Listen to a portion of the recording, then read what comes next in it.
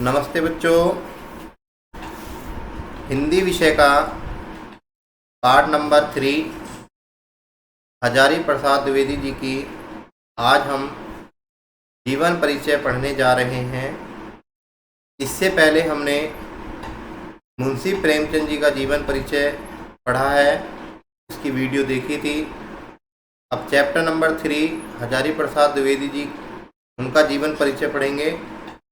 आपकी बुक में पूरा ये डायग्राम दे रखा है। हजारी प्रसाद द्विवेदी जी जीवन अवधि सन 1907 1900 लेके 79 कहते हैं। इनका लेखक परिचय देखेंगे, दृष्टि में पूरा एक डायग्राम दे रखा है, उस डायग्राम को देखेंगे।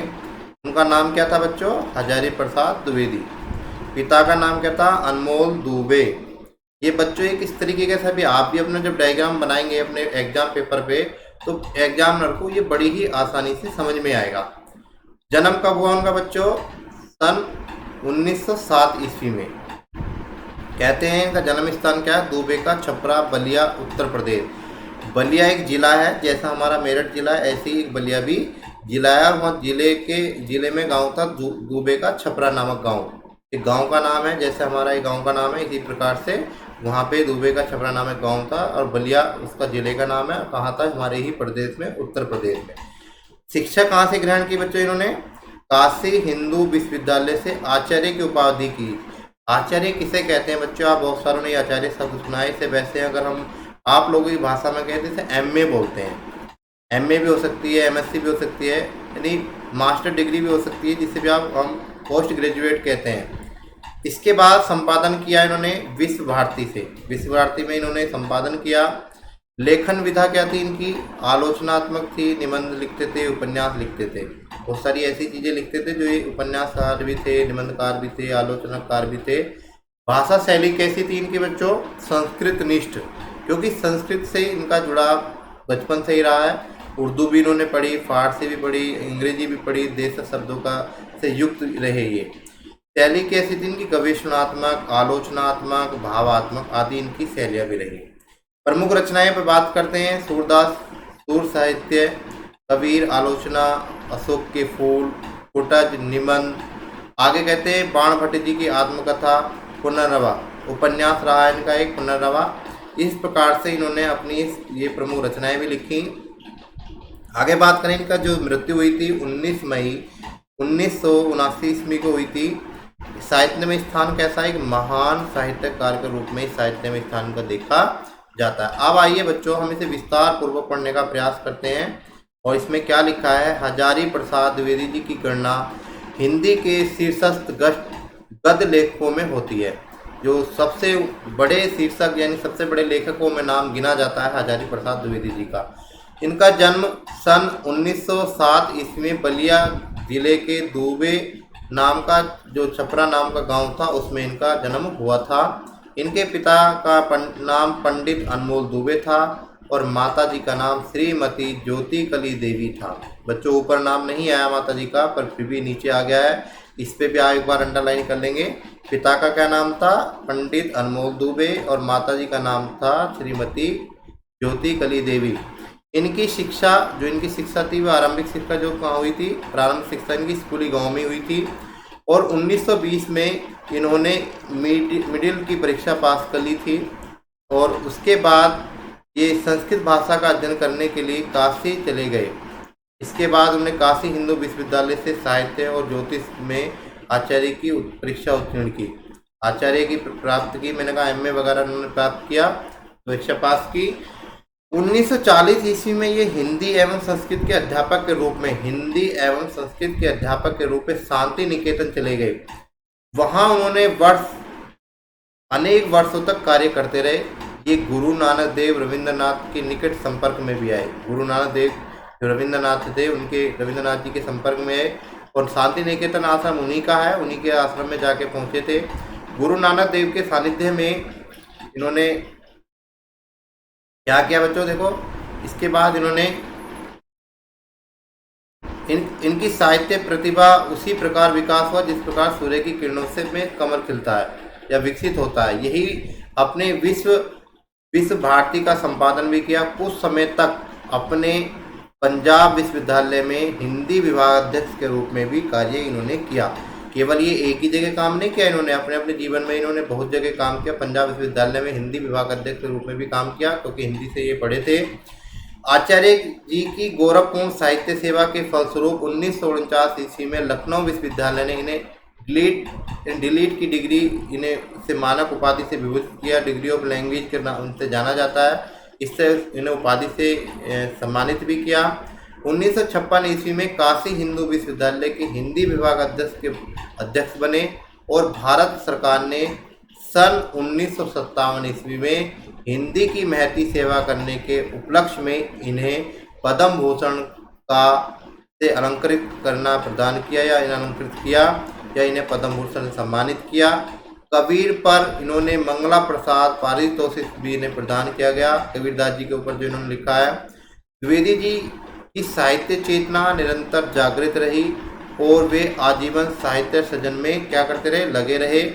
हिंदी साहित्याकाश का यह दीप्यमान नक्षत्र 19 मई सन 1979 ईस्वी को सदैव के लिए संसार से क्या हो गया, चला गया, संसार को छोड़ दिया, स्वर्गवासी हो गए। अब आइए बात करते हैं। द्विवेदी जी उच्च कोटि के निबंधकार थे। अभी मैं बात कर रहा था क्या क्या थे, निबंधकार थे, उपन्यासकार थे, आलोचक थे, चिंतक थे, शोधकर्ता थे। इस प्रकार से अगर मैं बात करूं तो द्विवेदी जी बहुत सारी चीज़ों को लिखने वाले थे। आगे कहते हैं कविंद्र रविंद्र का इनके साहित्य पर गहरा प्रभाव पड़ा। इनकी भाषा शैली प्रांजल, मृदुल एवं प्रभावपूर्ण है, जिसमें संस्कृत के तत्सम शब्दों और पांडित्यपूर्ण काव्य खंडों की प्रचुरता है।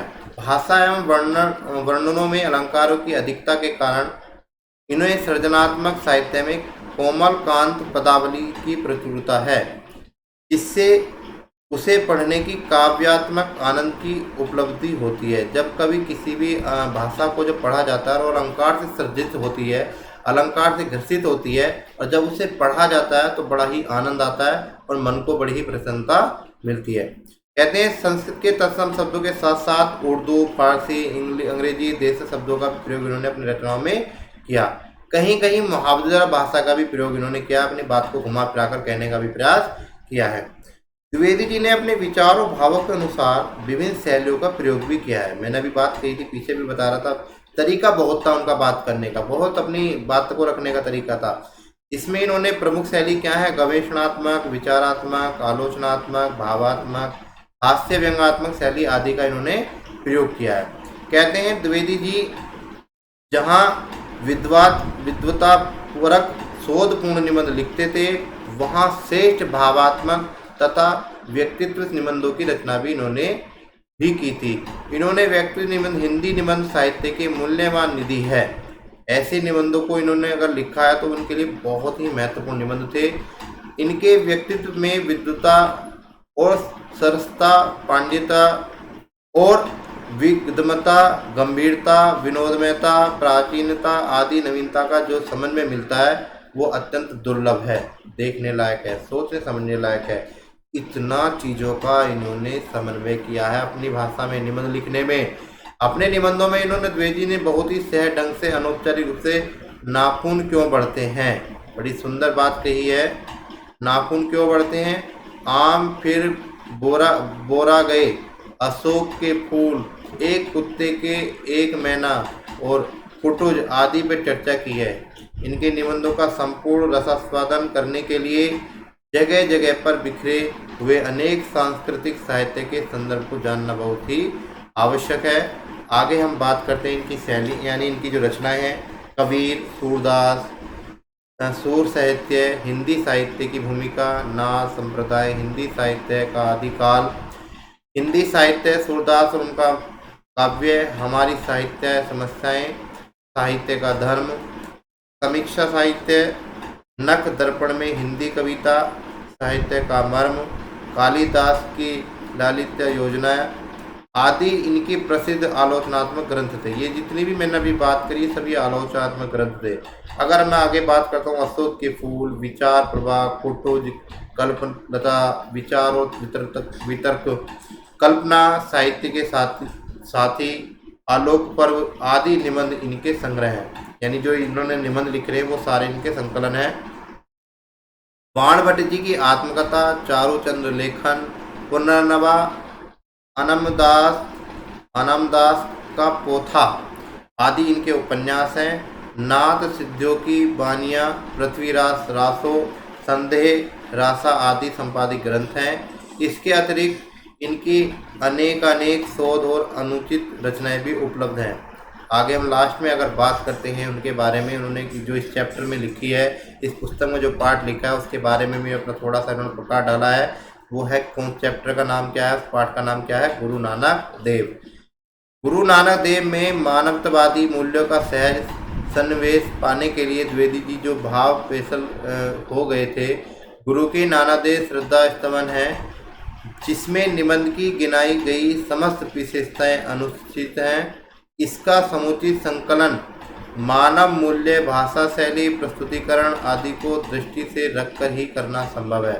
हजारी प्रसाद द्विवेदी जी प्रखंड विद्वान, उच्चकोटि के विचारक, समर्थक, आलोचक और भारतीय संस्कृति के युगीन व्याख्याता भी थे। हिंदी साहित्य में इनका स्थान मूर्धन्य स्थान है।